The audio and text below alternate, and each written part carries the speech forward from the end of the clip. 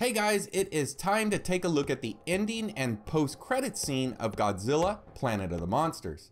Just in case you haven't seen the movie yet, there will be spoilers here as I'm about to explain how the movie ends, while I also take a deeper look at the post-credit scene, so consider yourself warned.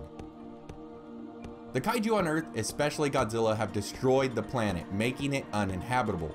Important military, government, and other citizens are sent into space aboard the Aerotrum in order to move the species to a new planet.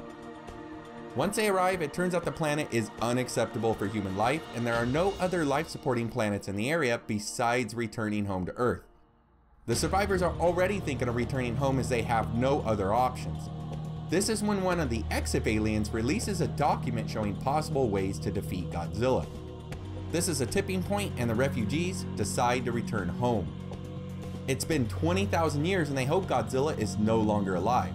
Unfortunately for the crew, the Big G still stands, so they decide to take him on to see if they can kill him once and for all. Godzilla is powered by some sort of electromagnetism.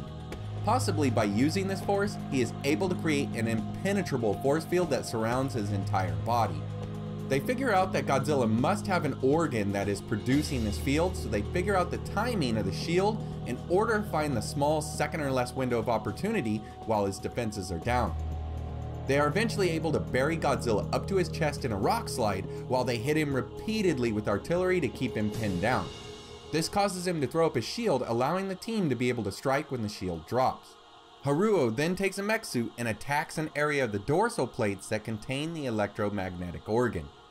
He then orders the team to fire upon himself and the organ, destroying it. Once the shield is down, they slam their EMP devices into Godzilla, drilling into his skin. The devices work and cause Godzilla to become unstable.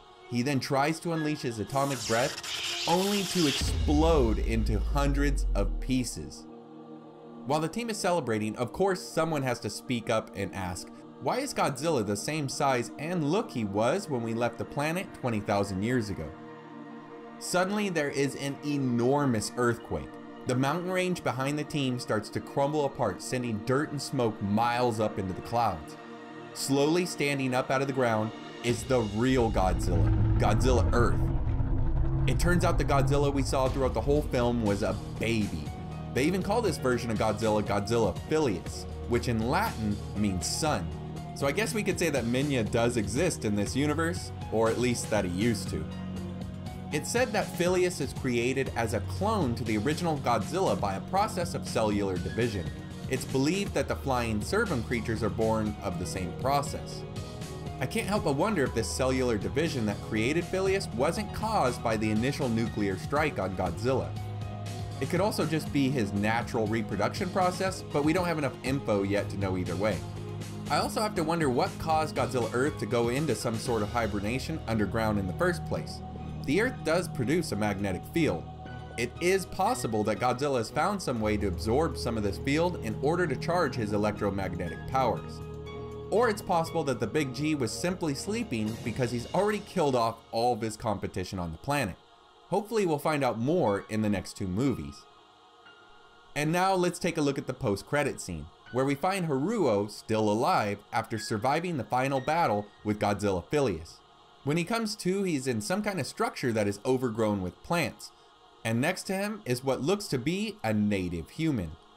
Right off I notice that the girl that Haruo sees is not wearing a helmet, so she's able to breathe the air just fine. While I believe there's a reason for this, I'm betting that the native girl is actually living inside the remains of Mechagodzilla.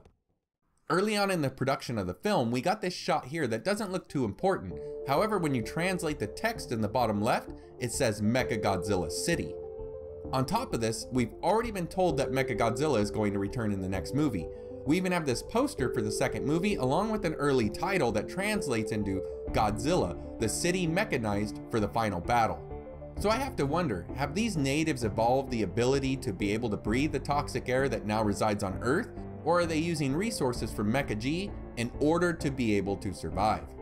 We will definitely know more soon enough. The first film came out in Japan November 17th, and it was on Netflix by January 17th. The sequel is slated around May of 2018, so hopefully around July, it'll be on Netflix.